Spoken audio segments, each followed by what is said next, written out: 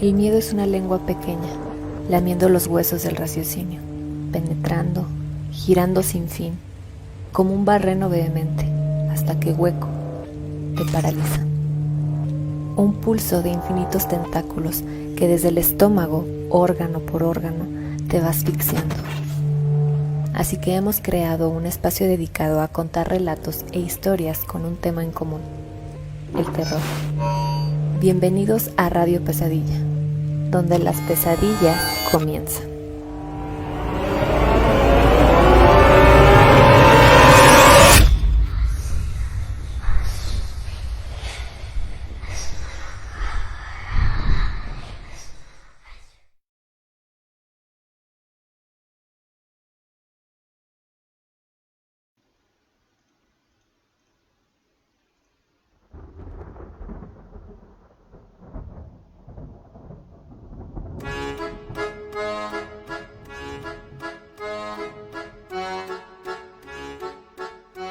Hola, ¿qué tal? Buenas noches a todos los Nightmares que nos acompañan un sábado más aquí en Radio Pesadillas. Soy Oscar Hernández, encantado de estar nuevamente otro programa aquí con ustedes. Y pues no me queda más que pedirles el apoyo a ustedes en darle like ahí al video y a compartir la transmisión. No les cuesta absolutamente nada y créanos que con eso nos están ayudando enormemente a que este canal crezca. Quiero darle la bienvenida a mi compañero Carlos. Buenas noches. Muy buenas noches, mi querido Oscar. Un sabadito más de Radio Pesadilla. Bienvenidos todos.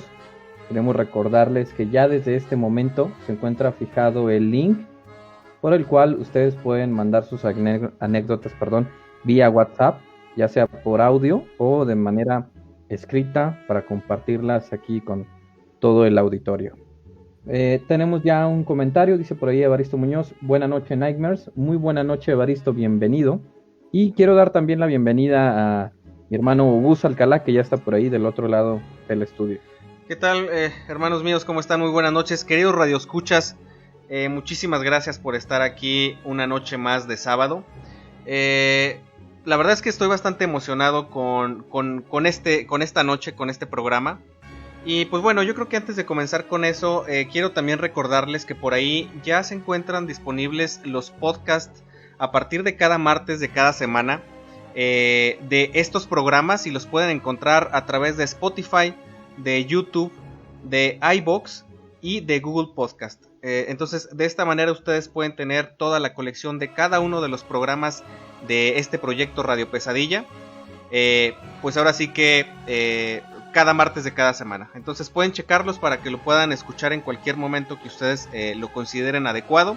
Y pues de esta manera nos pueden llevar también a todas partes. Les recuerdo también que estamos transmitiendo totalmente en vivo desde la ciudad de Durango, por aquí digamos a las afueras de esta ciudad.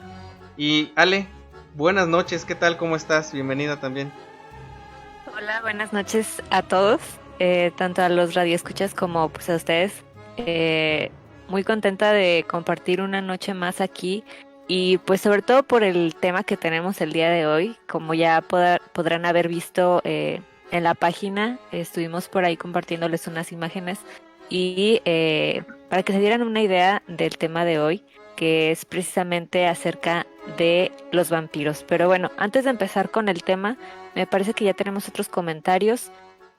Laura Vargas dice: hola chicos, saludos. Un saludo para Laura. Igualmente Uriel dice: hola, buenas noches, un saludo de parte de mi esposa e hijos. Un saludo también para todos ustedes. Y pues bueno, ¿les parece si damos introducción al tema del día de hoy? Claro que sí, adelante, Ale.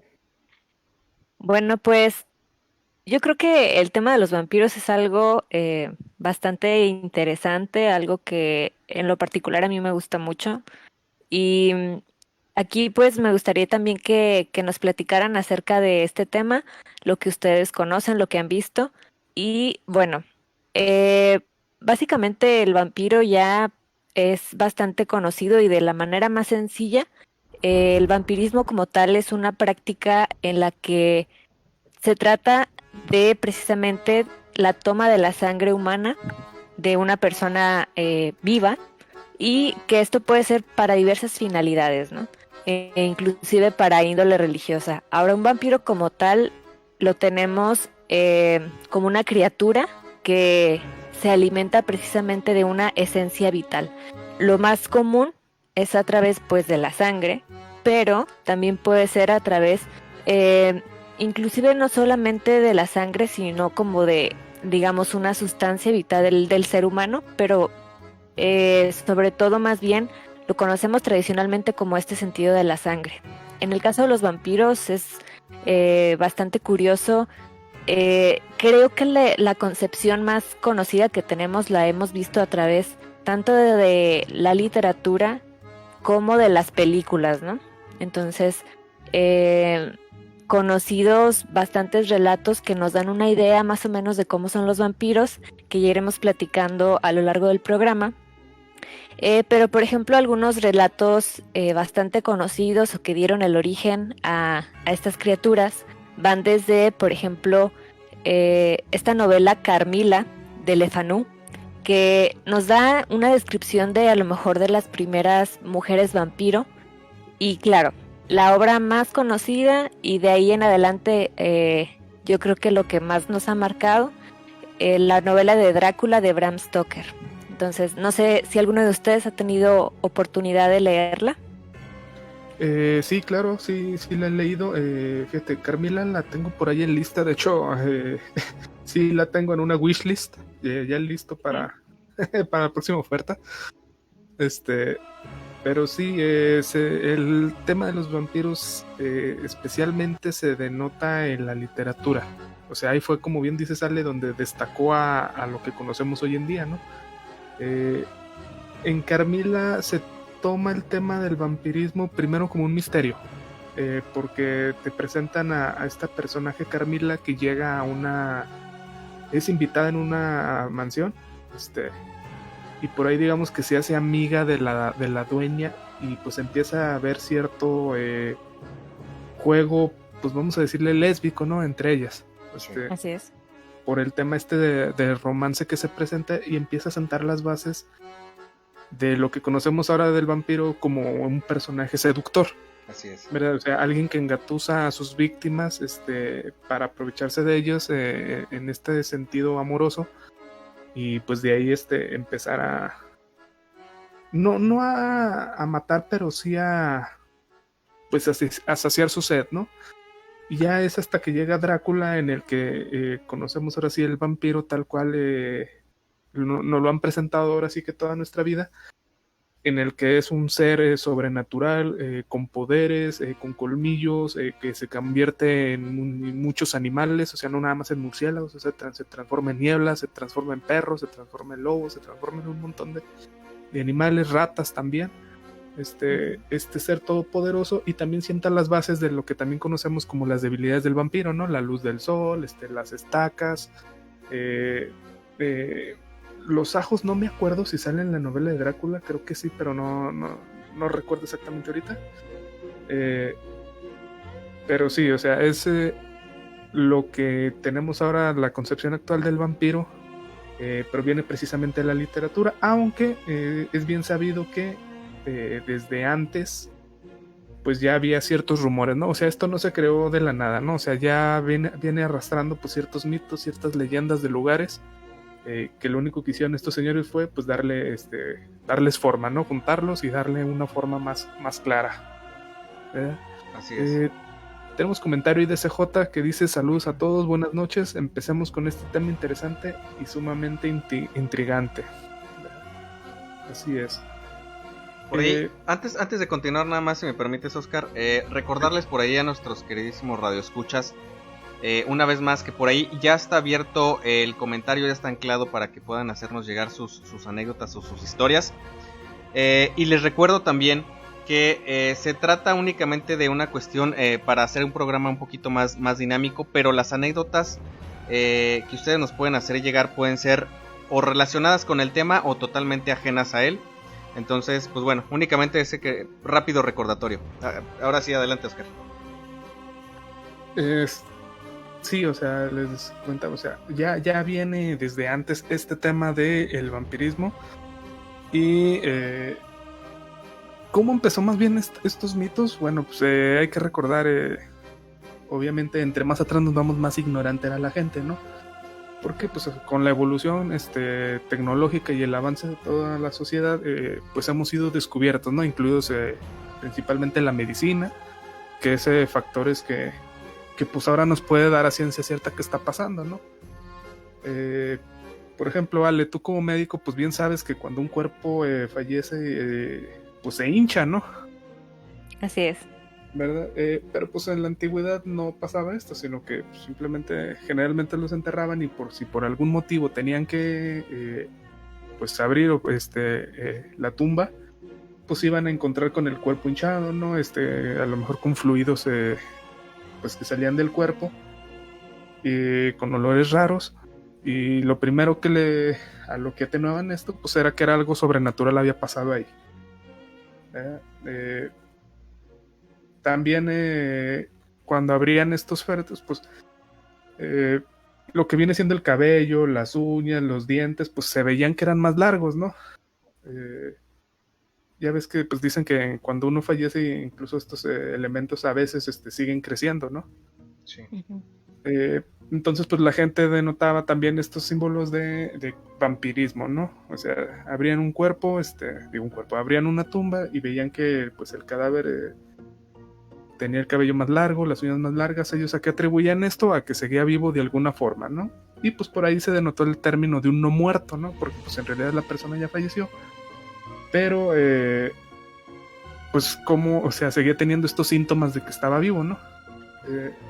Entonces por ahí la gente se empezaba a alarmar.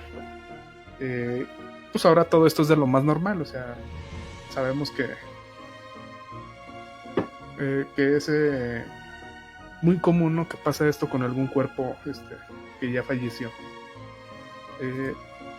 En Transilvania, que es donde generalmente ya asociamos a los vampiros, principalmente por la novela de Drácula, se consideraban que los vampiros, su apariencia ya era gente flaca, muy pálida, que poseían uñas largas, cabellos largos, tenían colmillos, que aquí ya es uno de los atributos principales que un vampiro suele tener, ¿no? También se empezó a atribuir el término strigoi, ¿verdad? Para referirse a los vampiros, que aunque no signifique vampiro como tal, sí tiene un significado parecido a no muerto, ¿no?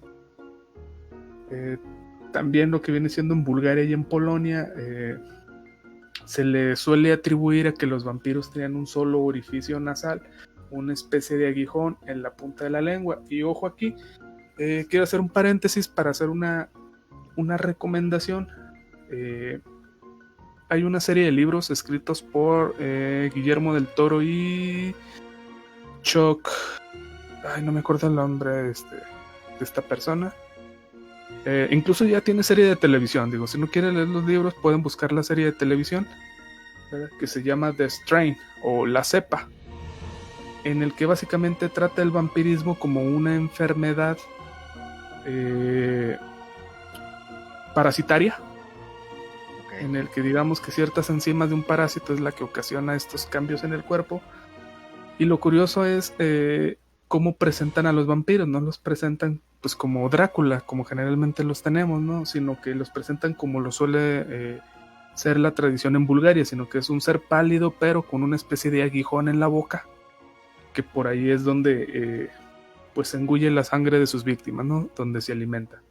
Entonces, si lo quieren revisar, si lo quieren checar, ¿verdad? Por ahí pueden buscarlo, ¿verdad? Se dice que se alimentan primordialmente de sangre, ¿verdad?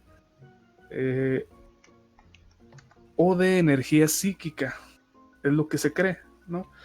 Otro de los mitos asociados a los vampiros, pues que no se reflejan en los espejos, ¿no? Es muy común también en las películas, en la literatura, cuando hablamos de estos, que no se reflejan en un vampiro, los vampiros no se reflejan. Y suelen usarlo ahí los directores, ¿no? Pues para hacer la intriga más interesante, ¿no? Generalmente los tratan como demonios, o que provienen de un origen sacrílego, ¿no? Muchas veces tratan al vampirismo incluso que se origina desde la Biblia, desde los tiempos de Caín y Abel. Es generalmente como creen el vampirismo principalmente por Caín, cuando él mata a su hermano Abel. Pues por ahí empieza como que una serie de ¿cómo le llamamos? De catástrofes, todas relacionadas con él, en el que al final termina convirtiéndose en vampiro, y por ahí es la desgracia que tienen ante Dios lo que ocasiona pues todos estos cambios, ¿verdad? Una de las mitos más interesantes también es que un vampiro no puede entrar a una habitación si no es invitado por el dueño. Y ojo aquí, esto tiene mucho que ver con la demonología. No puede entrar si no es invitado, ¿verdad? Entonces es por esto que se le denotan muchos tipos de, o más bien se le denota un vampiro como una especie de demonio. Siempre vamos a tener a los vampiros como, o más bien si hay una historia de vampiros siempre va a tener el lado de la luz, ¿no? Y generalmente va a ser la iglesia, ¿no? Una cruz, un sacerdote, agua bendita, etcétera. Sí.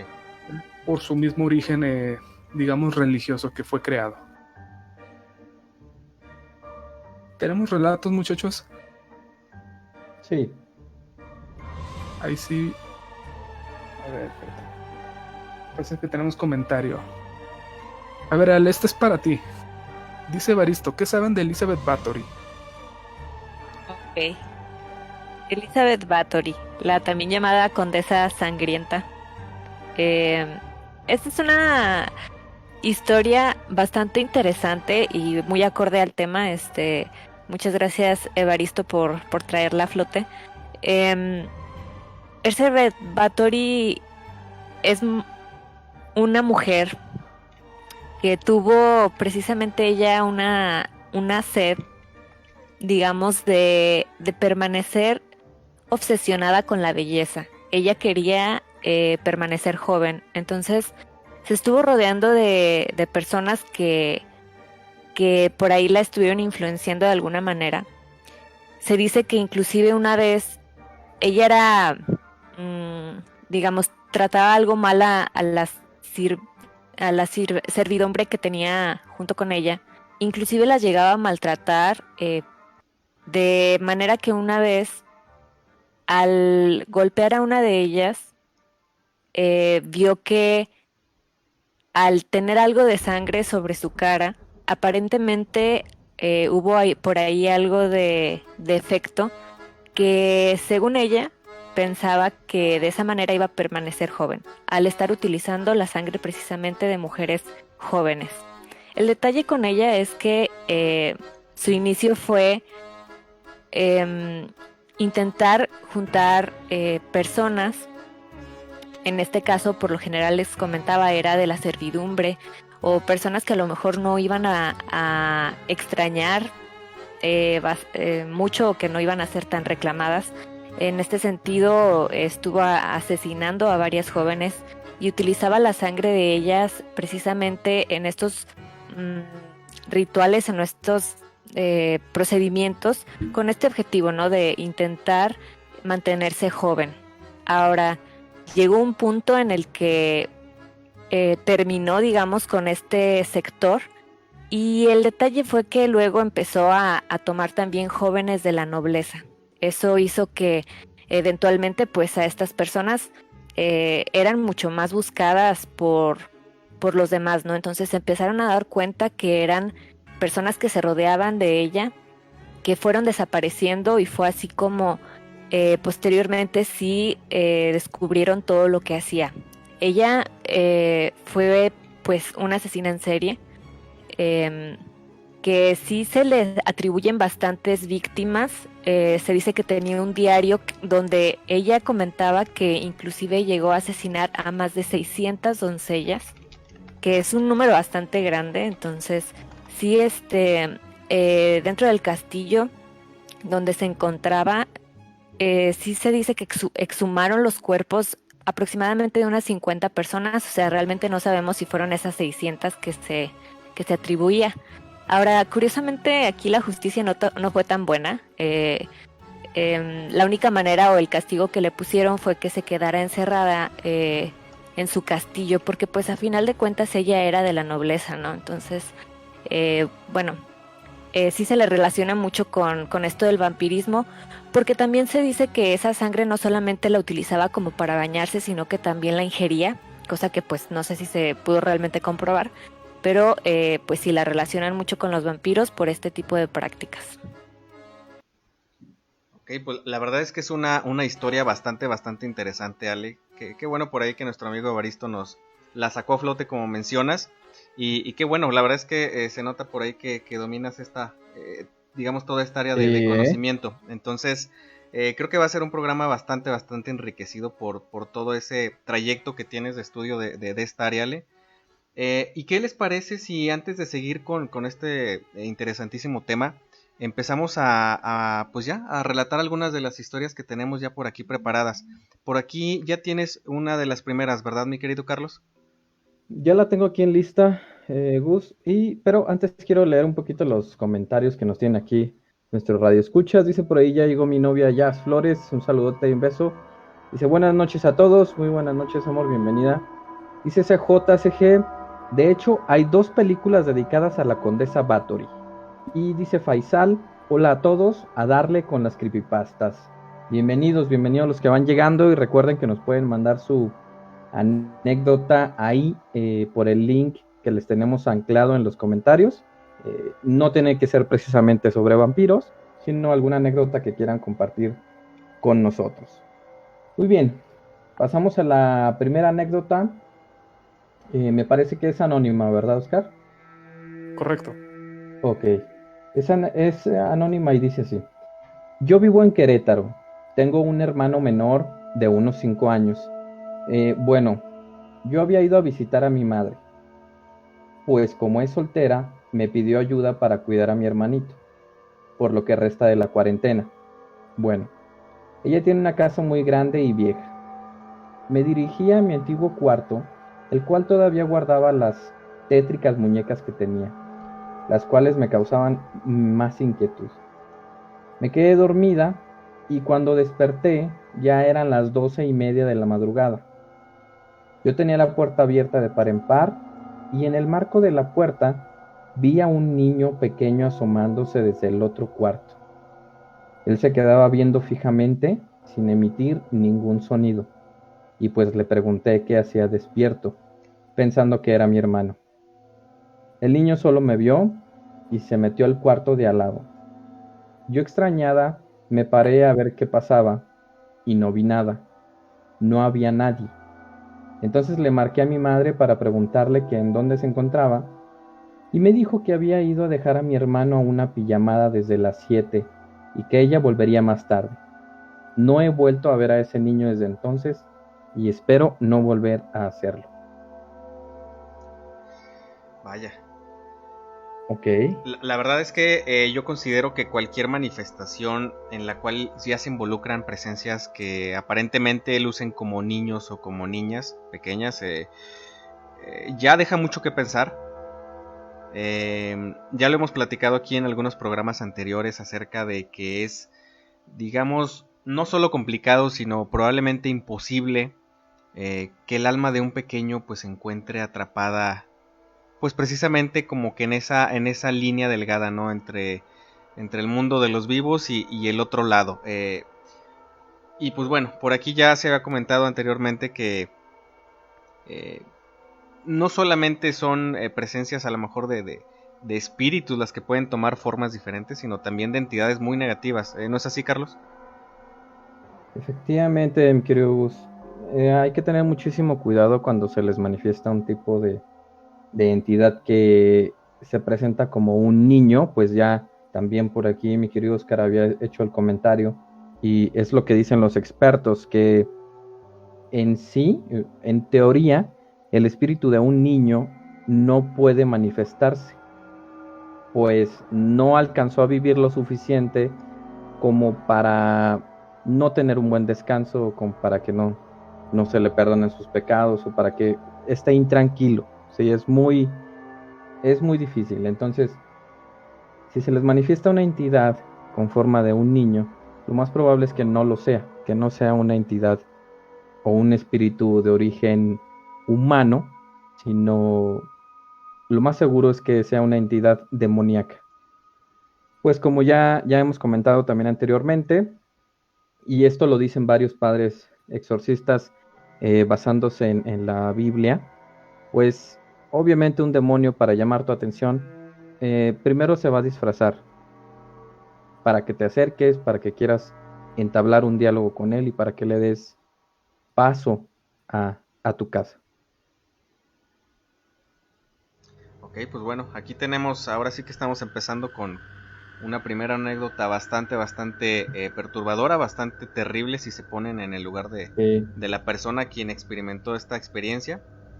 Creo que tenemos una segunda historia preparada.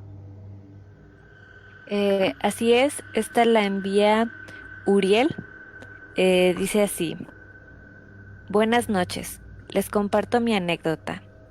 Mucho tiempo en mi trabajo me sentía cansado constantemente, que hasta me dormía muy seguido por estar tan cansado, sobre todo cuando regresaba de trabajar.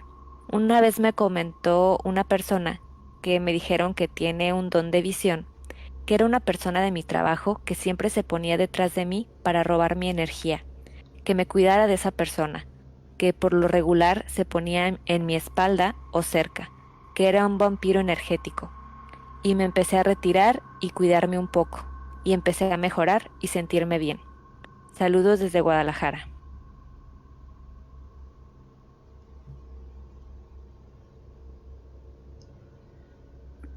Ok, Eh, pues esto, si se fijan, de hecho es un poquito a lo que decíamos ahorita, lo que comentaba Oscar, de que tenemos el concepto del vampiro no solamente de el consumo de la sangre, sino también de algo de energía, ¿no? Energético, sí, efectivamente sí Así es. existe el término de vampiro energético. Y precisamente hace unos días se lo comentaba a mi novia que eh, yo he conocido varias personas así, ¿eh? Y Sí, no es que lo hagan de forma consciente, muchas veces es de forma inconsciente. Con el simple hecho de acercarse a ti o de entablar una conversación, sí. ya ya están absorbiendo tu energía y eh, pues de un momento a otro ya te sientes muy cansado. A lo mejor ya dejas a esa persona por la paz, que se despiden, y tú te quedas demasiado cansado, demasiado exhausto y caes rendido a la hora de dormir. Sí, totalmente. Lo mencionaba Ale al principio durante la introducción de este tema, eh, que el vampiro no está definido meramente por la cuestión de la ingesta de sangre, sino por sí el robo de una esencia vital, lo decía muy claramente al principio. Entonces, es muy común, este tipo de personas creo que son más común de lo que nos podemos imaginar, porque son personas, por lo general no solamente son personas comunes y corrientes, sino que tienen ciertas actitudes bastante pesimistas. Esto es uno de los síntomas de este tipo de personas. Ojo, quiero aclarar, no estoy diciendo que todo aquel que sea pesimista ya se trata de un vampiro energético, porque no lo es. Pero sí tienen esta característica a veces en común, que suelen ser muy negativos, que suelen ser bastante antipáticos hasta cierto punto. Y de esta manera algo ocurre en la convivencia común y corriente con estos personajes, con estas personas, que te desgastan realmente, pero es bastante Ujú. notorio. O sea, puedes hacer actividad física bastante impresionante junto a una persona que no tiene esa característica y puedes rendir por horas, pero puedes estar platicando sentado, tomándote galletas y café con una de estas otras personas que se llaman, o que, bueno, les decimos o se les dice vampiros energéticos, y la verdad eso va a ser suficiente para que ya no puedas hacer otra cosa durante el día. Entonces, yo creo que va a estar bastante interesante tratar estos dos como que enfoques de este ser ahora sí que tan marcado, pues ya, desde hace muchísimo tiempo, ¿no? Entonces, ¿qué les parece? Vamos a continuar con el tema. ¿Qué les parece si continuamos con el tema mientras preparamos las próximas anécdotas? También tengo alguna anécdota que les preparé que quiero compartirles. Pero ¿qué les parece si seguimos antes con este grandioso tema? sí, adelante. Sí, Oscar, me parece que te quedaste tú. No, ya. Ok, entonces para continuar con este tema, vamos a ver algunas de las causas por las que se cree desde la antigüedad, por la cual te convertías en un vampiro, ¿sí? Vamos a comenzar con la que es por nacimiento. Y esta es una creencia que se tenía en Rumania, donde se decía que muy posiblemente el séptimo o el duodécimo hijo, cuyos hermanos mayores eran todos del mismo sexo, pues podría, a lo mejor por nacimiento, nacer con estas características. También si nació con el hueso sacro pronunciado. No sé si nos puedas apoyar un poquito, Ale, indicándonos cuál sería este hueso sacro. Al final de la columna vertebral, eh, Ujú. justo donde termina, básicamente ahí sería ese huesito de ahí. Que nacieras con ese hueso un poco prominente, podría decirse. ¿No? Ok, pues bueno. También si el niño nacía con bastante vello corporal o haber nacido encapuchado, y esto específicamente nos dice que la cabeza del bebé estuviera envuelta en parte de la membrana placentaria o haber ingerido parte de la misma, ¿no? Entonces, también otra de las causas es haber nacido en sábado santo.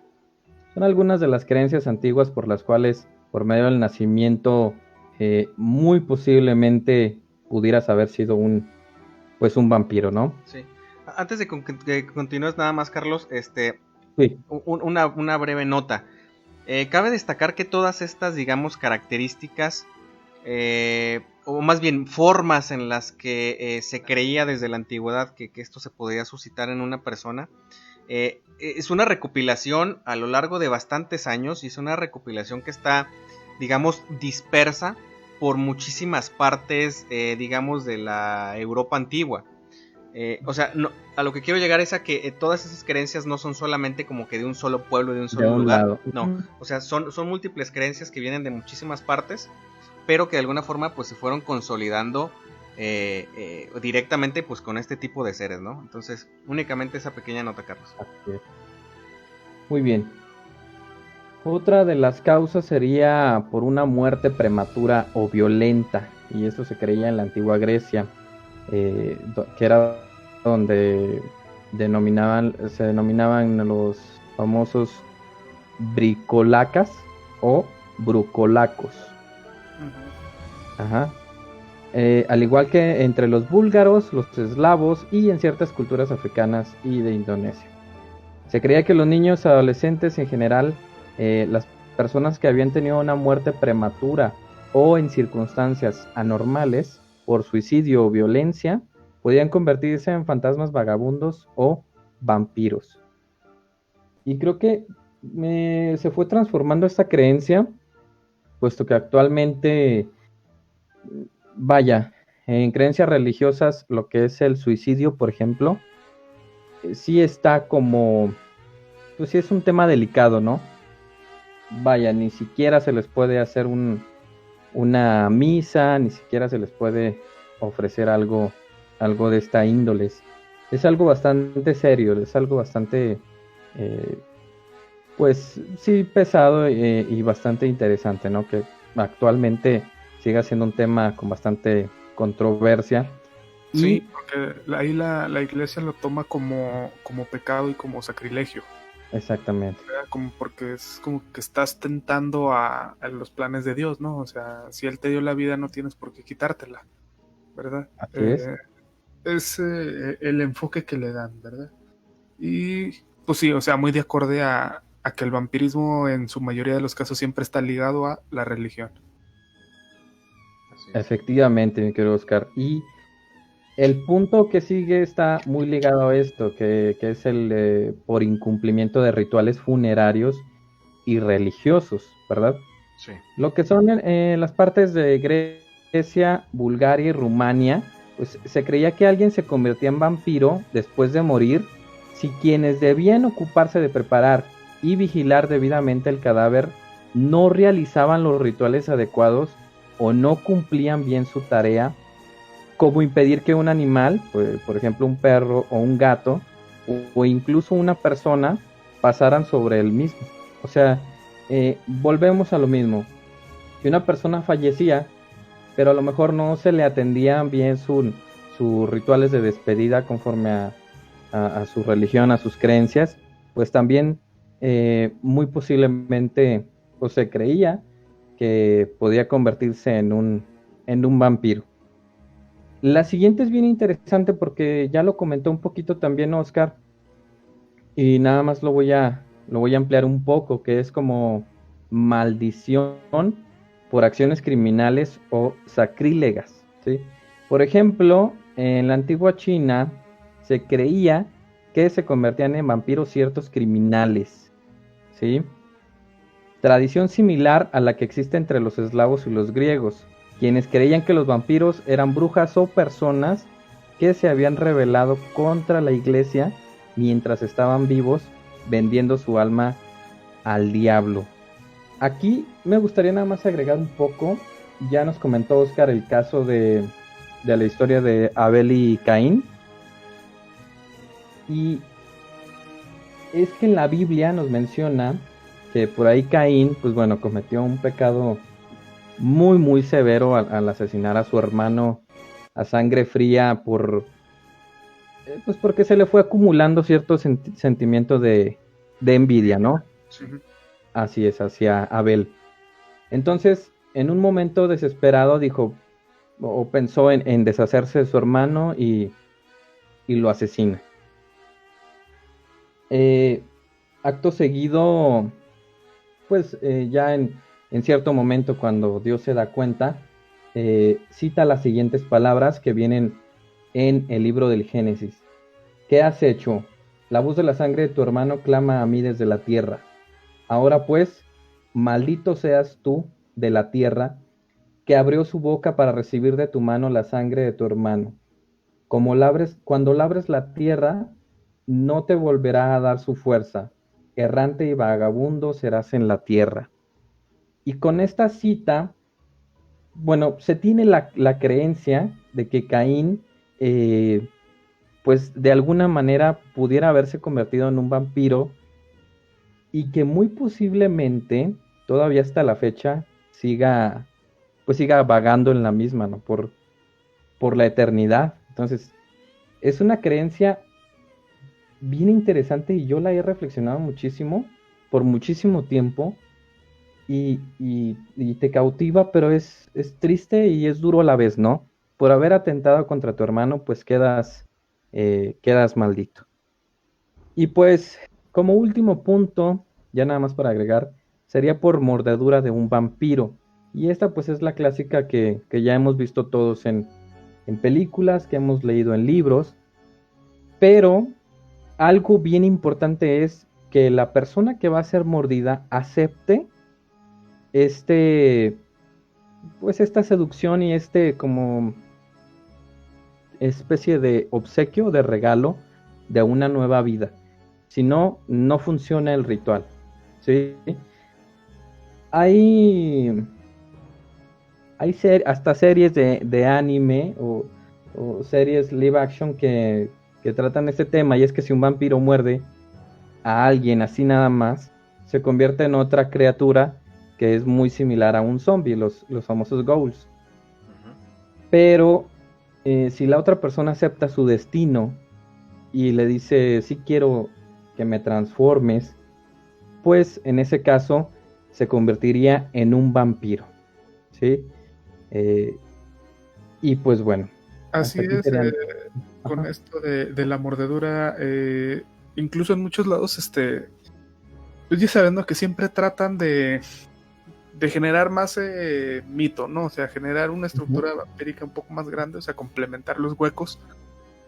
Y como bien dices, Carlos, si un vampiro muerde a una persona, aquí hay tres opciones. Una, la persona simplemente se desangra, muere.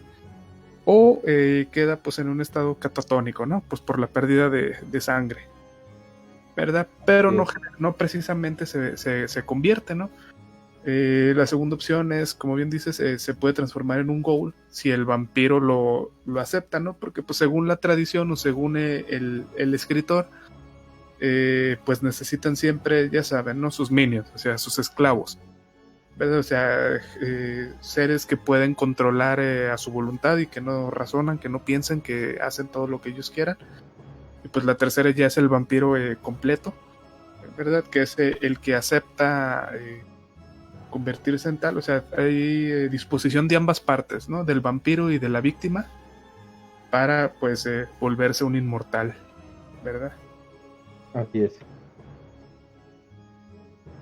Tenemos un comentario de Evaristo que nos dice: les recomiendo la trilogía El Príncipe Maldito, Amantes de Sangre y La Cofradía Secreta. Libros que tratan sobre una historia de amor, terror, investigación que involucran vampiros. A ver, los voy a checar.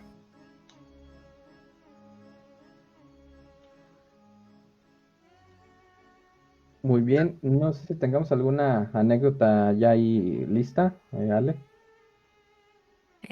Así es. Me parece que esta es anónima. Dice así: no quiero entrar en mucho detalle, pero desde que comenzó la cuarentena hice amigas nuevas. Lamentablemente, para evitar el suicidio de una amiga mía, hicimos algo, lo cual no diré. Mientras menos detalles será mejor para mí. Una disculpa. El caso es que esa amiga mía tenía una especie de ente, fantasma o demonio que la atormentaba y quería lograr esa cosa, que mi amiga se quitara la vida. Nosotras, al querer evitar eso, hicimos algo y pues esa cosa, sea lo que sea, empezó a acecharnos y a atormentarnos. A una amiga la empujó de la silla, provocando que se lastimara. A mí no me dejó dormir y sentí tanto miedo que hasta lloré como nunca. Debo aclarar que era atea, así que no sabía cómo rezar ni nada. Ahora estoy empezando a creer más en eso. Ahora creo que logramos deshacernos de esa cosa, ya que no nos molesta más. A veces vuelve a molestarnos, pero no es tan frecuente. No sé cómo librarme de esa cosa. Estoy casi segura de que es un ente. Esto es real. Agradezco a los que hayan escuchado.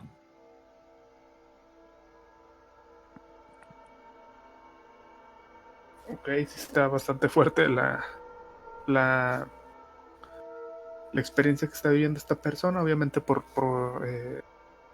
diversos motivos no quiere dar su nombre. Está bien, no hay ningún problema, ¿verdad? Eh, Mira, si ya es menos frecuente, lo más probable es que ya esté pasando, o que todavía está ahí, pero, o sea, lo que la anclaba ya no está, ¿verdad? Entonces, pues sí, o sea, dice que era atea. Espero que sí haya, pues, buscado ayuda, ¿verdad? O que al menos haya ido con algún sacerdote o algo y que ellos sí le haya explicado de forma concreta qué fue lo que hicieron, ¿no? Porque para que un ente así llegue de la nada no es nada más porque estaban jugando, o sea, algo fuerte hicieron. Pero, pues nada más esperar que con el tiempo se vaya a desaparecer por completo.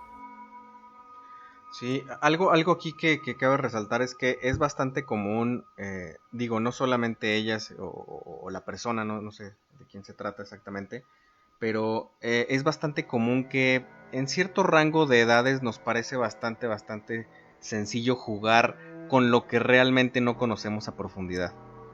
Y esto puede llegar a desencadenar muchísimas situaciones, pues desde muy sencillas, desde muy simples hasta cuestiones bastante severas, tanto desde el punto de vista, digamos, de una consecuencia común a una consecuencia dentro del mundo de lo sobrenatural. Entonces, yo considero que aquí hay una tremenda situación, o sea, la trata de comentar, digamos, no de manera alarmista, porque creo que es lo más natural cuando nos pasa algo bastante grave, pues tratamos tampoco como de exagerarlo, sino de más bien minimizarlo, y más si se trata de algo en lo que originalmente no creíamos. Pero lo que me llama mucho la atención es que una persona cuando no tiene una creencia fijada en cierta fe particular, porque tal vez no era necesario, y de repente empieza a girar su vista hacia pues la búsqueda de creer en algo más que tal vez lo pueda proteger, es porque algo grave está sucediendo o algo bastante grave sucedió. Entonces, creo yo entender por dónde va la situación que pudieron haber experimentado, en el sentido de, ya aquí en este programa hemos hablado de diferentes situaciones que generan la apertura de portales, que generan la apertura o más bien facilitan la entrada de ciertas entidades que a veces no se pueden, o más bien muy pocas veces se pueden controlar. Y pues esperemos que esa situación pare de esa manera. Aprovecho nada más para comentar lo siguiente. Hace un familiar, una familiar mía, no voy a decir su nombre, ellos se encuentran ahorita en otra ciudad radicando, nos comentó una situación familiar. Ella de niña más bien, se juntaba con unas niñas un poquito mayores en edad. Ella era muy pequeña, pero pues las otras le llevaban algunos años. Y resulta que se juntaron en una casa a jugar un juego de mesa, que era la novedad. Les estoy hablando a lo mejor por ahí de los 70s, 80s. Y este juego pues se trataba nada más y nada menos que pues de una ouija, ¿no? Que al parecer una de las pequeñas se encontró en algún lugar de su casa por ahí arrumbada. Y pues o tal vez le platicaron sus papás cómo funcionaba, no sé yo. No es como ahora que ahora buscamos cualquier cosa en internet y vemos tutoriales. Antes no, antes tenía que llegarte como de otra manera la información. Pero resulta que lo jugaron.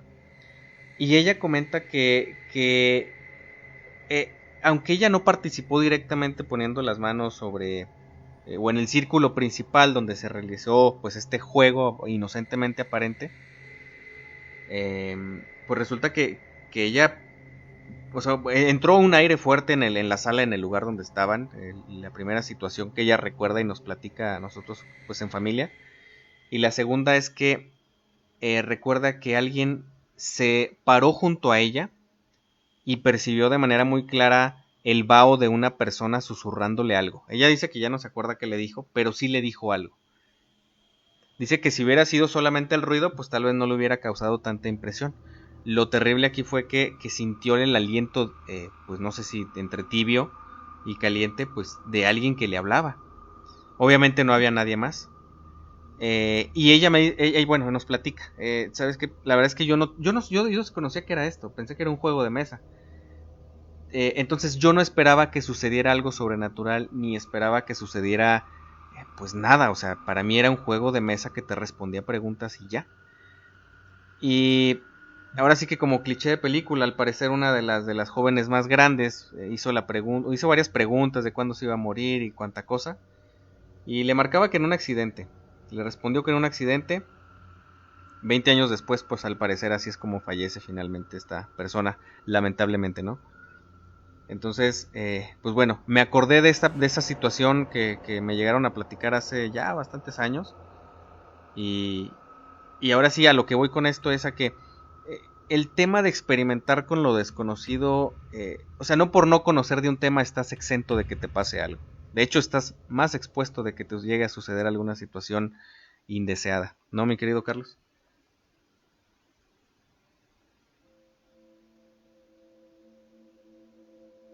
Ok, se me hace que tenemos ahorita a Carlos un poquito fuera de la línea. Parece ser que sí. Parece ser que lo perdimos por un momento. Y creo que tenemos, no sé si tenemos otra anécdota ya preparada. Así es Sí. correcto. Esta la envía CJ. Dice, en Guadalajara existe un árbol centenario muy famoso que se localiza en el Panteón de Belén, el árbol del vampiro. Este impresionante y misterioso espécimen de 15 metros de altura tiene una historia escalofriante que puede no haber acabado todavía.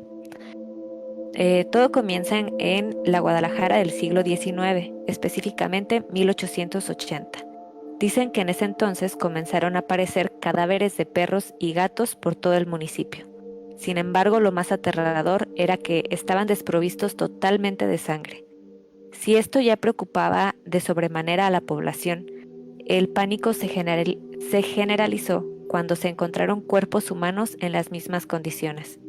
Tanto los locales como las autoridades coincidieron en que se trataba de un vampiro y organizaron vigilias para capturarlo. Lo buscaron durante mucho tiempo, sin éxito, mientras el terror se seguía apoderando de la ciudad. Finalmente, en los últimos meses del año, una de las avanzadillas tuvo éxito y lo capturaron. Una sabia y vieja curandera del pueblo les dijo que la única manera de acabar con él era clavándole una estaca en el corazón, tallada a partir de la rama de un camichín. Después de matarlo, la gente lo enterró en el panteón de Belén. Como temían que la horrible criatura fuera a resucitar, colocaron una losa de piedra muy grande y pesada para evitar que escapara. No obstante, la losa se rompió al poco tiempo, dejando pasar una rama viva de camichín, la cual comenzó a envolver la tumba con su tronco y raíces. Este fenómeno inexplicable conmocionó a todos, pero dejaron crecer al árbol. No fuera a ser que si lo cortaban despertara algo peor. Hoy en día el árbol del vampiro permanece en el panteón, pero se dice que cuando caiga, el vampiro será liberado y aterrorizará de nuevo a los pobladores de Guadalajara.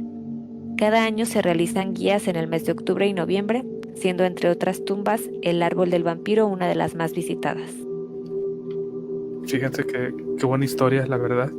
Me gustó mucho. Porque, híjole, es que tiene toda la estructura de lo que podría ser una historia de terror. O sea, no como leyenda, sino como como literatura, ¿no?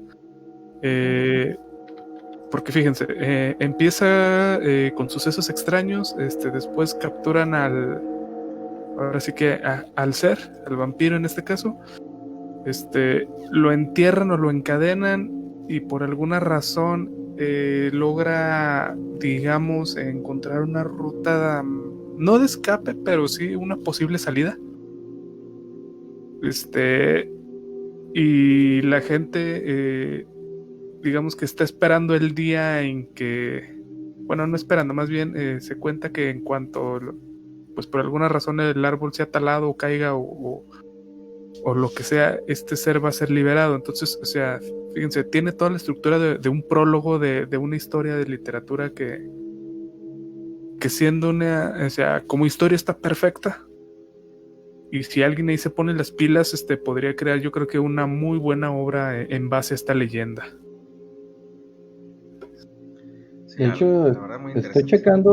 estoy checando el árbol y la verdad que sí está bastante tétrico, ¿eh? Chéquenlo por ahí en Google cuando tengan oportunidad y la verdad que es un árbol, pues, para mi punto de vista bastante fuera de lo común.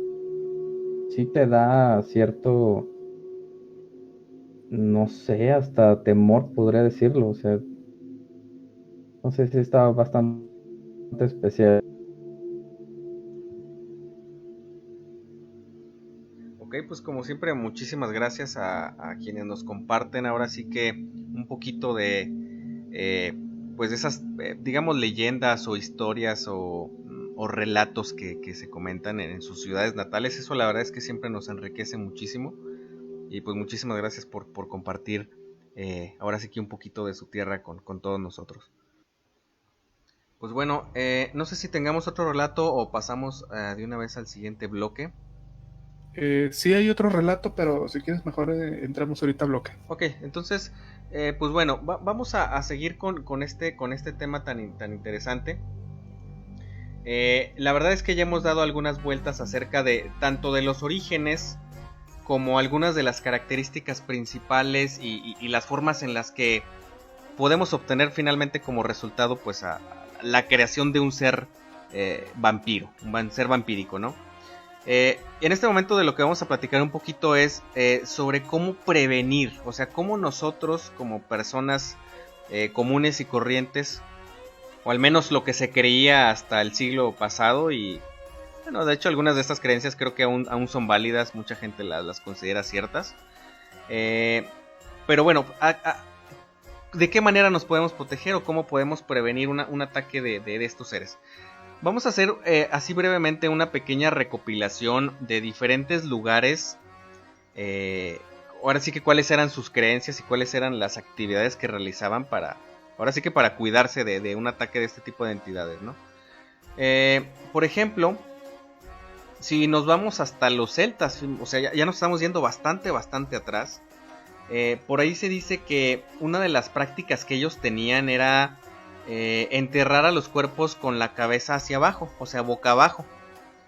Porque de esta manera, bueno, esa era una de las actividades, o sea, los ponían a los cuerpos boca abajo, pero también ponían, digamos, en ciertas áreas de las tumbas o de las zonas mortuarias, por así decirlo, algunas especies de guadañas o estas cuchillas que se usan para cortar, por ejemplo, el trigo, que son como las hoces, las ponían cerca de la tumba, porque de esta manera ellos creían que de alguna manera estaban evitando que los demonios poseyeran al cuerpo, y de esta manera pues el muerto ya no se iba a levantar de su tumba. Es decir, pues no había por dónde entrar, y aparte pues el espíritu negativo veía que estaba protegido y de esa manera pues ya no lo poseía, ¿no?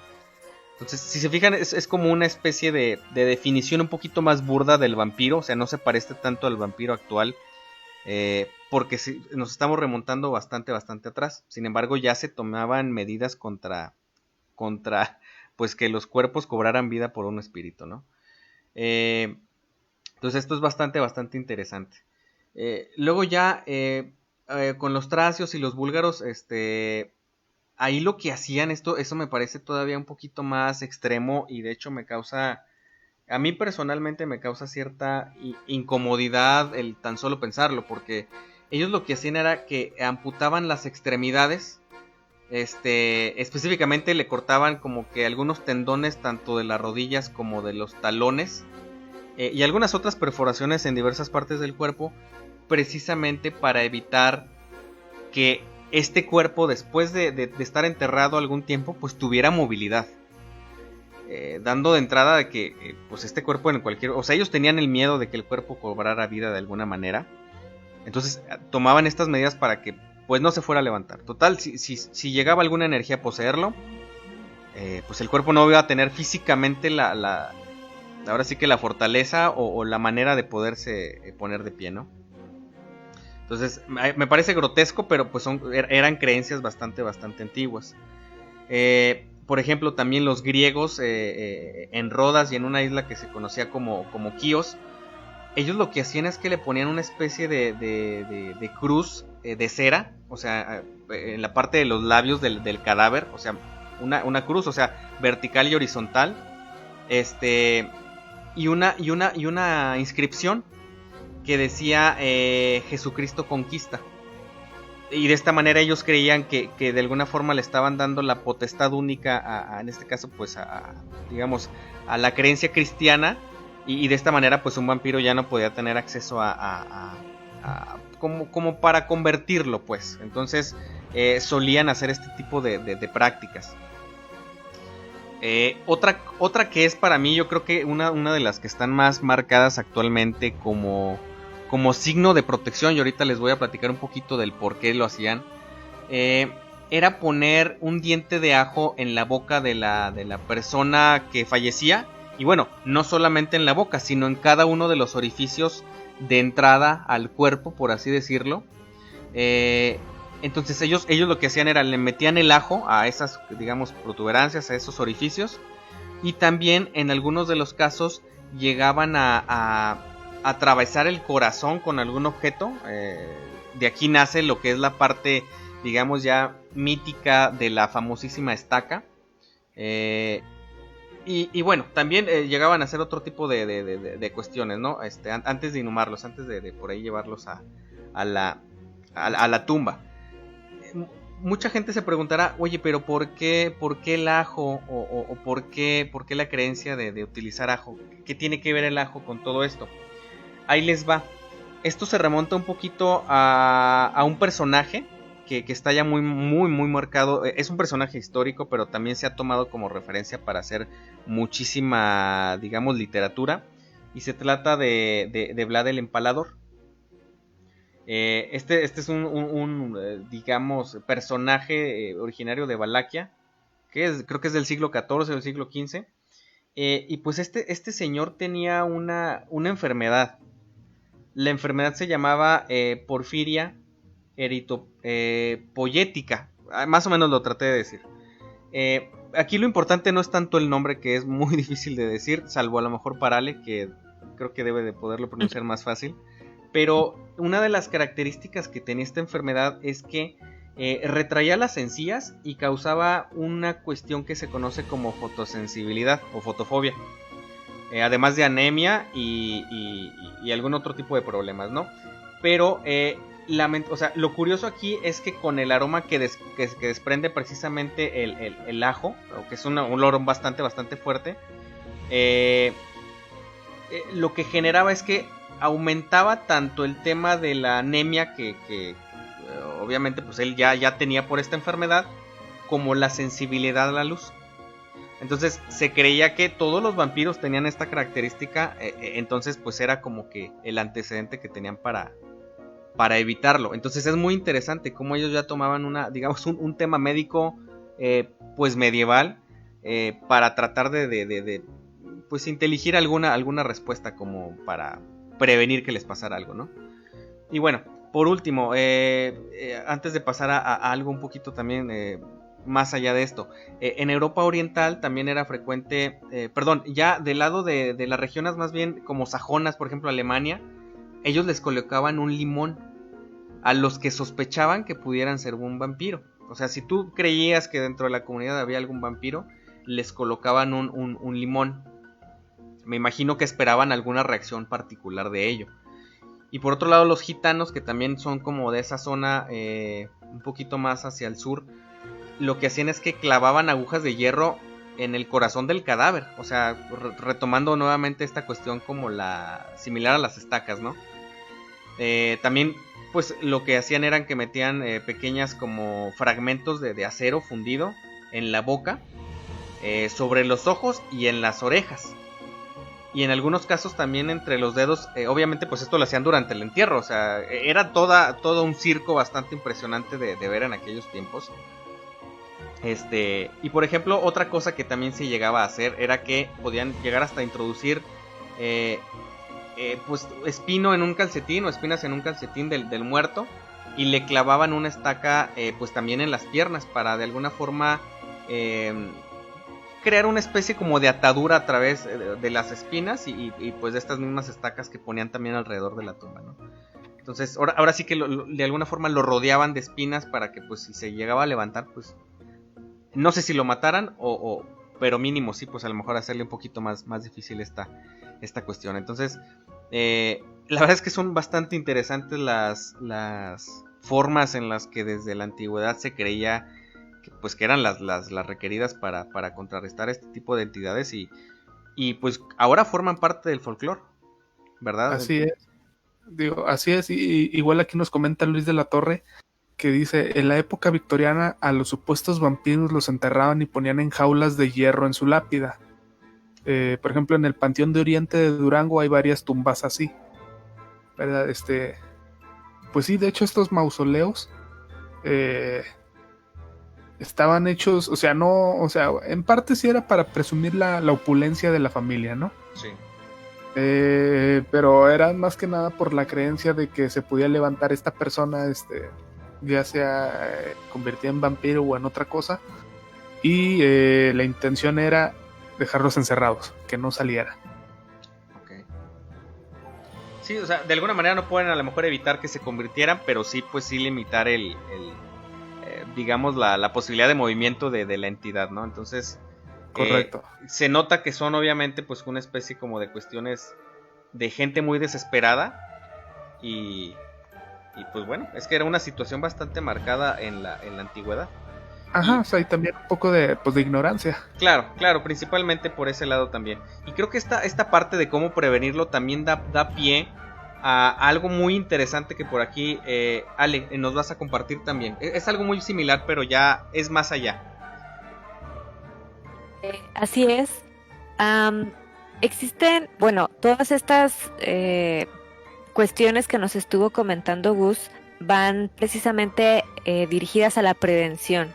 Pero ahora, una vez que ya existe el vampiro como tal, em, ¿cómo deshacernos de ellos o cómo eran las creencias con las que se podía asesinar a un vampiro como tal? Entonces, la que ya se ha mencionado a lo largo del programa, pues es esta de clavar una estaca en el corazón, ¿no? Eh, en el caso de la leyenda que nos mandaban, te pedía específicamente algún tipo de madera. La realidad es que no había una como preferida sobre otra.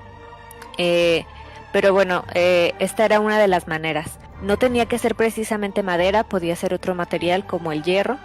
Y ahí ya va también dependiendo un poquito de a lo mejor de dónde lo leamos, ¿verdad? Porque inclusive hay quienes comentan que eh, clavar una estaca en el corazón no los destruía como tal, sino que era una manera de detenerlos un poquito, más no de matarlos. Aunque bueno, pues esta es la cuestión más conocida, ¿no? De cómo matar a un vampiro.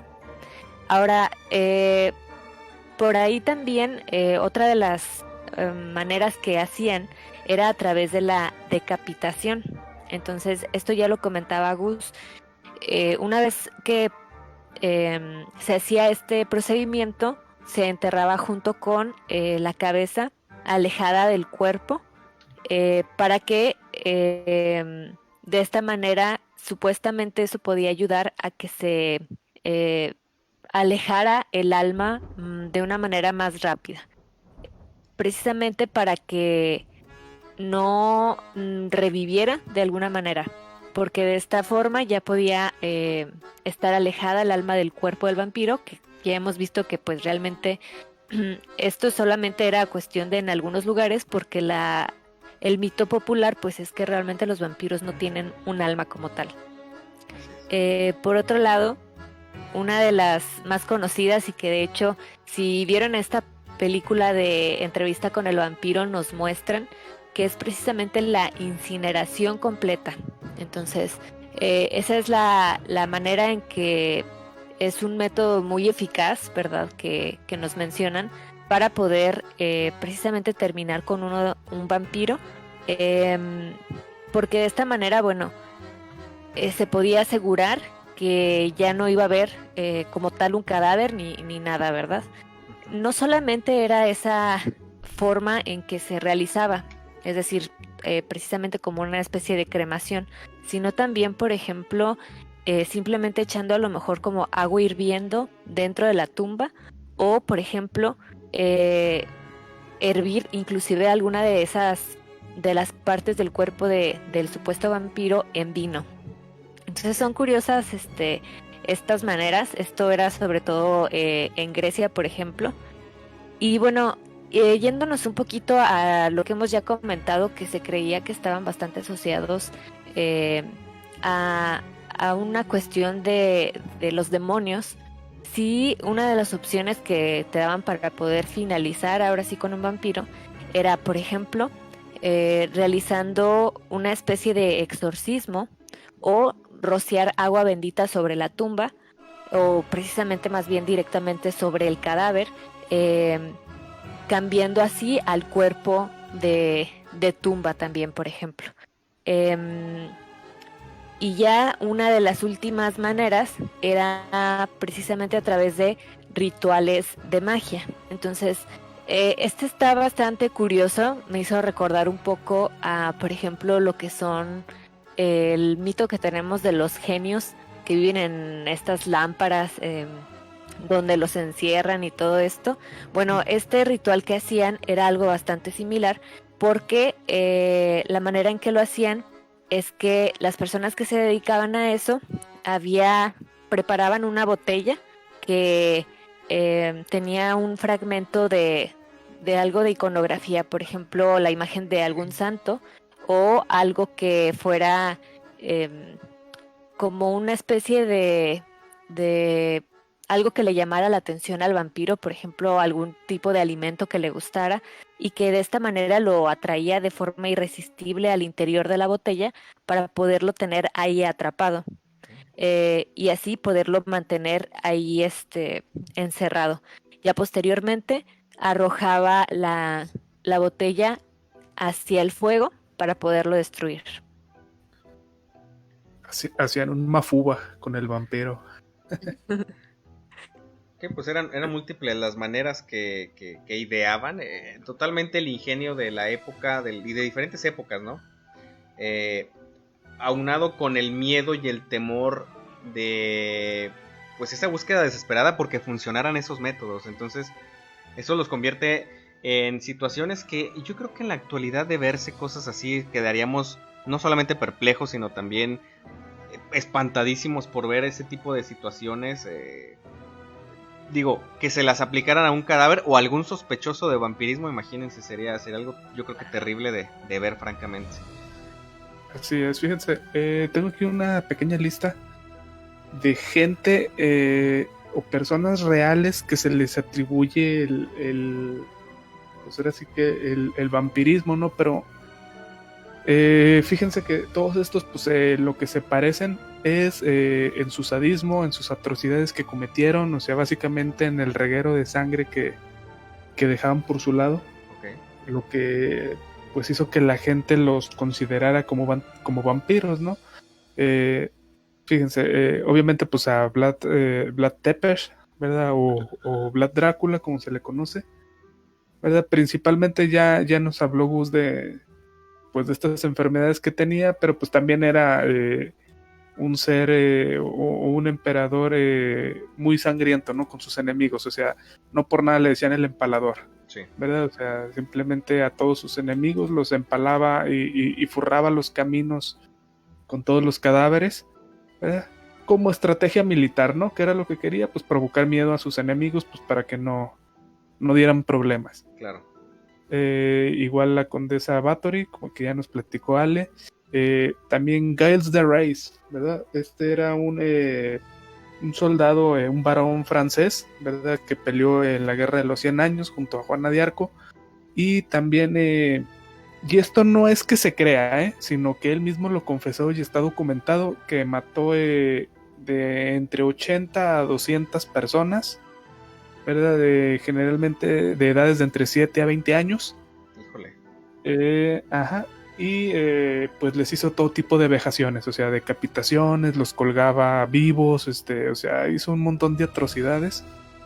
Y se valía de su estatus de noble, pues para salirse con la suya, ¿no? Claro. Al final de cuentas no le sirvió ya de mucho, porque sí lo condenaron a la horca, o sea, no fue como Elizabeth Bathory que nada más lo encerraron y ya, sino que él no se salvó al final de cuentas, ¿no? Sí, fíjate, algo que me acordé ahorita, perdón que te interrumpa, Oscar. Sí, algo que en poco se cuenta, pero que es parte de esta historia, porque es una historia real, hablando un poquito de Vlad. Él tenía un hermano que era todo lo contrario a Vlad, en el sentido de sus talentos. O sea, también era un despiadado, ambos eran príncipes de Valaquia. Creo que se llamaba Radu II, Radu III, no recuerdo, pero le decían Radu el Hermoso. Entonces, mucho de esta como, digamos, parte, digamos, de desprecio, de despiadada de Vlad, era precisamente por una situación muy similar a la que platicábamos en un inicio, ¿no? Mencionabas este asesinato bíblico entre hermanos. ¿Los nombres cuáles eran, Siniestro? ¿De quién, perdón? Del asesinato bíblico que se menciona por ahí, de un hermano, Caín y Abel, se me fueron los nombres, perdón, sí. Entonces, precisamente, esta es una historia muy similar, muy parecida en muchos sentidos, obviamente más compleja, pero precisamente Vlad ahora sí que despierta toda esa oscuridad en él, precisamente por ese coraje y esa envidia y demás situaciones negativas que le tenía por ahí pues a su hermano, ¿no? Que era, como les digo, era todo lo contrario, era guapo, era querido por las mujeres, era adorado por la gente, aunque también era un despiadado, pero pues bueno. Dato curioso que quise compartir porque eso despertó toda la oscuridad que por ahí existía dentro de este personaje pues tan marcado en la historia. Así es. De hecho aquí Jäger nos dice el novio de Juanita, Salem Fate. Sí, es Giles de Reyes. Y bueno, ahí Fate está hablando de una serie de anime que pues mucho tiene que ver con la historia. Otro de los supuestos vampiros que existieron es Peter Kürten, ¿verdad? Es el alemán más conocido como el vampiro de Düsseldorf, ¿verdad? Si bien sus crímenes no fueron tan extensos, pues como hizo Giles de Reis y Bathory, o sea, en el que ellos sí, o sea, mataban a diestra y siniestra, o sea, se contaban por montones los cadáveres que dejaban. Pues este vampiro pues tuvo alrededor de unos 9 asesinatos, ¿verdad? No es que se le haya comprobado que viviera la sangre, pero sí, pues comentaban que dentro de los placeres que tenía era ver la sangre correr, ¿no? O sea, los dejaba desangrarse y que la sangre fluyera. Otro de los vampiros que existió es Fritz Hartmann, apodado como el vampiro de Hannover. Es un alemán que a principios del siglo XX mató a por lo menos 27 adolescentes y pues él confesó luego haber seccionado de estos personajes a algunos, arrancó la carótida de un mordisco. Entonces él sí, pues digamos que se bañó en sangre. Y pues esto fue antes de que fuera descubierta en el año de 1925. Fue juzgado y decapitado como condena, ¿verdad? Otro de los vampiros es Bela Kiss, ¿verdad? Este es húngaro, fue descubierto en 1916, mientras se hallaba en el frente, pues había sido reclutado para luchar en la Primera Guerra Mundial. O sea, ya estamos hablando de siglo XX, ¿verdad? Cuando las autoridades, pues intentando confiscar pues gasolina que él había declarado que estaba pues guardada en su propiedad, fueron por gasolina que le necesitaban, la requirieron y pues descubrieron que tenía 24 cadáveres conservados en alcohol en 6 barriles metálicos que correspondían pues a los de su mujer y a los amantes de ella. O sea, fue un crimen pasional, pero pues aún así lo macabro de la situación fue lo que le ganó este apodo, ¿verdad? También Alan Menzies, un escocés de 22 años, adicto al cine, que se obsesionó con la película La Reina de los Condenados. Para quien no sabe, La Reina de los Condenados pues es parte de esta saga de novelas escritas por Anne Rice, o sea que incluye Entrevista con el vampiro, Lestat del vampiro, que ya de hecho comentó Ale un poquito hace rato. Él era muy fan de esta película, y pues él declaró posteriormente tras su detención que pues él había matado a su amigo Thomas McKendrick y pues este amigo le había dado una copia de la película. O sea, se obsesionó tanto que la vio más de 100 veces durante ese mes. O sea, de esa gente que es muy obsesiva, muy compulsiva, ¿verdad? Y pues al final se obsesionó tanto con los acontecimientos de la película, esto que terminó dándole 42 puñaladas a su amigo, entre otros pues más golpes que le dio. O sea, no nada más fueron las puñaladas, o sea, le dio martillazos, bebió su sangre, se comió parte del cerebro, o sea, hizo un montón de cosas ahí, ¿verdad? Al final fue pues juzgado y pues encerrado, ¿no? Entonces se fijan que todos los que son condenados, o más bien llamados vampiros, pues todos tienen esta cosa en común, ¿no? O sea, todos dejan un rastro de sangre por donde pasan. Algunos más, otros menos, pero pues es una característica pues muy preocupante. Claro. Pues muy bien, creo que tenemos ya algunas anécdotas como ya para ir cerrando esta parte. Creo que tenemos una, ¿no? Tenemos una, ¿verdad? Son 2. Ok.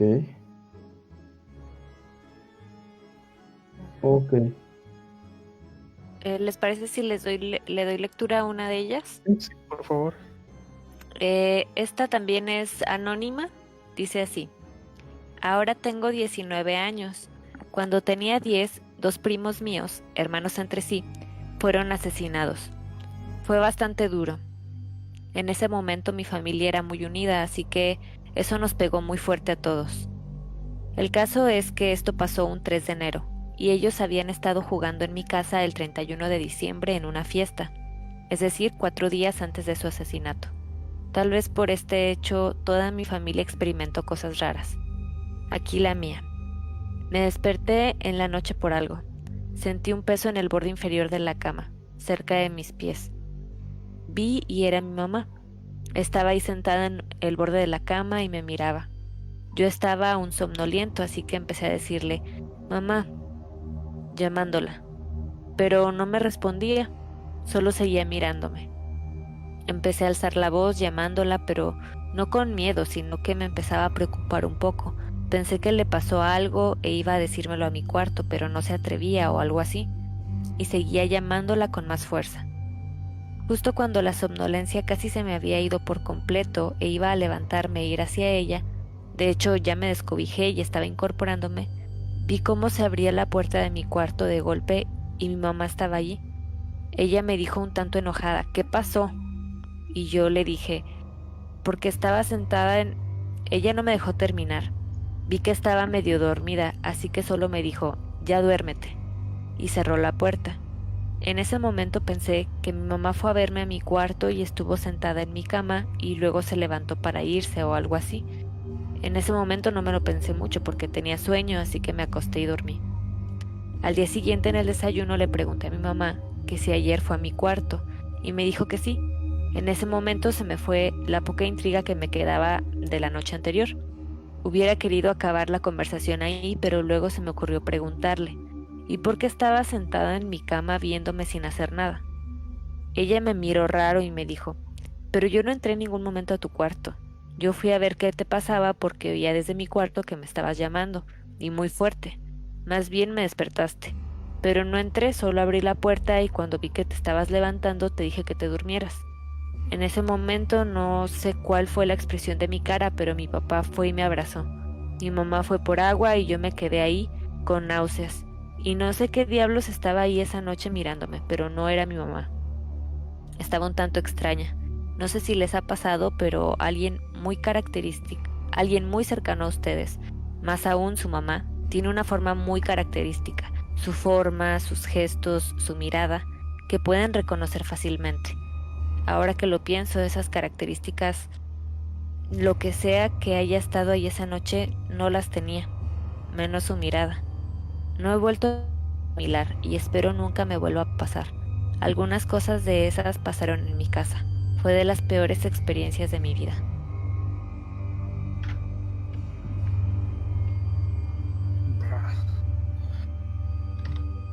Podría haber sido, no sé ustedes, algún doppelganger. Eh, Sí, Estos seres que tienen la facilidad de imitar formas. Eh, no, no sé, ¿ustedes qué piensan? Daría la impresión porque de primera instancia sí la confundió con su mamá.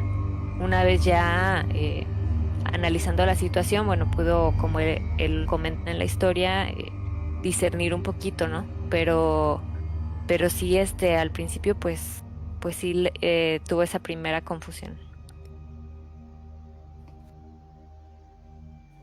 pues aquí lo bueno es que no pasó algo lamentable, que no fue a mayores y pudiera ser, igual analizando un poquito más cuáles son los tipos de entidades que tienen esta habilidad. Si no me equivoco y orientándolo también un poquito a la demonología, sí tienen esta característica, ¿eh? También de tomar ciertas formas. Es lo que hablamos hace ratito, por ejemplo, eh, eh, se manifiestan como un niño pues para llamar tu atención, para que les des permiso, para que platiques con ellos, etcétera. Entonces, sí pueden cambiar de forma también las entidades demoníacas según los expertos. Digo, ya sería cuestión de ver qué otro tipo de entidades tienen esta habilidad. Sí, es. Tenemos otra historia eh, que dice así. En una ocasión fuimos a un pueblo de visita, no recuerdo bien su nombre, pero estaba muy cerca de Mazamitla. Cuando llegamos hicimos varias actividades y al regresar el guía nos preguntó que cuántos niños llevábamos en el grupo. Le dijimos que 5. Él nos dijo que cerráramos bien y nos dio varias bolsas, que en caso de escuchar ruidos o algo no saliéramos y que abriéramos la bolsa y tirásemos hacia afuera el contenido. Entre burlas y juegos le preguntamos que si era para las gallinas o qué.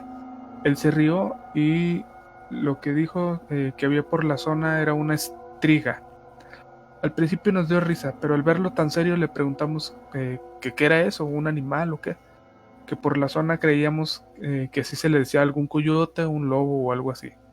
Pero nos dijo que no, que era una vampiro bruja, que se alimentaba de la energía de los niños, que la bolsita tenía semillas y que entre las semillas había clavos, que si lo arrojábamos donde ella estaba, la estriga se pondría a contar las semillas y con los clavos se pincharía, perdiendo la concentración, haciéndola que empezara de nuevo. Durante la noche, la mayoría tratamos de olvidar, pero decidimos poner fuera del cuarto y en la puerta las semillas. Durante la velada, entre el alcohol y los juegos, varios nos fuimos a dormir. Al despertar 2 amigos nos dijeron que si no escuchamos lo que pasó anoche. Le dijimos que no. Nos juntamos. Uno de ellos estaba con una cobija diciendo que despertó desnudo afuera. Pensó que le habíamos jugado una broma, pero que no lo hubiéramos lastimado, pues estaba con marcas de rasguños. El otro tenía marcas de moretones en todo el cuerpo, mordidas, y se sentía sumamente cansado, al grado que decidimos irnos. Cuando fuimos al cuarto donde estaban los niños, el caminito de semillas estaba todo regado. Entramos y los niños estaban durmiendo. Inmediatamente nos fuimos, y hasta la fecha, a 20 años del incidente, sigue siendo plática entre nosotros, y aunque quisiéramos volver, pues creemos que en su momento fue una broma de mal gusto. El temor y el que ellos no supieran qué pasó nos causa temor. Sigan pasando buenas noches y un fuerte abrazo. Saludos. Ok.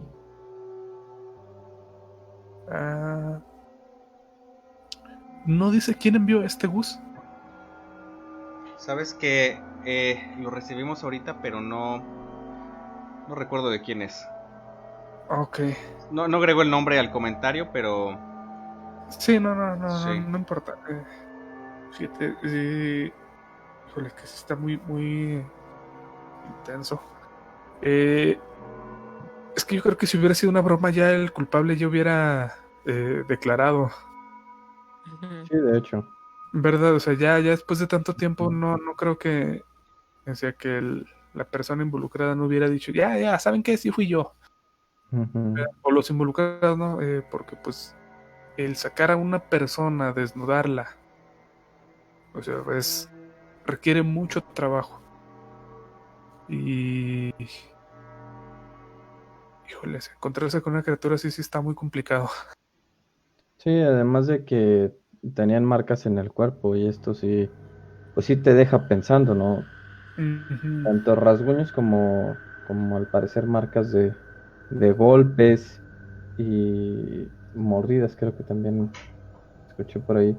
Entonces sí está bastante peligroso. Lo bueno que no le pasó nada a los menores que pudieron cuidar de ellos y que, pues, igual deduciendo un poco esto de los clavos y las semillas, pues pudo haber funcionado de cierta forma. Y bueno, creo que tenemos una anécdota final. Esta nos la mandó Samantha y dice así: cuando era pequeña tenía un libro donde hablaba de los vampiros y todo lo que estos hacían. Había una sección del libro donde decía cómo librarte de uno y me encantaba tanto el libro que eh, cuando leí, perdón, la sección de cómo era el comportamiento de algunos de estos vampiros, pensaba que eran criaturas misteriosas y un poco inofensivas. De hecho, dejé de temerles y desde entonces no siento miedo o asco hacia ellos. Fíjate que sí hay muchas personas atraídas por estas criaturas. A mí también me parecen algo fascinante. De hecho, también aquí del equipo, yo creo que a varios nos gustan. Sin duda, en primer lugar está nuestra compañera Ale Gómez, que es muy fan de los vampiros. Oscar está también muy familiarizado con el tema en cuanto a libros y todo esto, todo lo literario. Y Gus también en cuanto a todo lo histórico. Entonces yo creo que a cada uno de nosotros también nos llaman de cierta manera la atención los vampiros. Muy bien, pues vamos finalizando a menos que tengamos algo más por ahí, No, compañeros. yo creo que por esta noche es todo. Nada más resaltando un poquito eso último. Precisamente se cuenta que el vampiro está creado para parecerte interesante, para atraerte de alguna manera. Entonces creo que Sí, claro. Lograr su cometido. creo que es una especie de depredador si lo manejamos de esa manera que está logrando su cometido simple y sencillamente por el llano hecho de que es bastante interesante y es algo que a todos nos llama de alguna manera u otra. Entonces, pues bueno, yo creo que con esto ya vamos cerrando. De mi parte sería todo. Yo soy Gustavo Alcalá, les agradezco muchísimo, sobre todo porque veo que muchas personas se están conectando ya constantemente en cada programa. Hay muchos nombres que escucho familiares ya de entre cada transmisión. Entonces, muchísimas gracias a cada uno de ustedes por su tiempo, por su valiosísimo tiempo y por sintonizarnos cada fin de semana. Entonces, pues yo creo que eso sería todo de mi parte.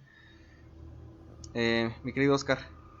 Y igualmente agradecerles a todos los que nos escucharon, los que nos mandaron relatos, recordarles que nos pueden escuchar vía Spotify, vía iVoox, Google Podcast y ya estamos también en Apple Podcast.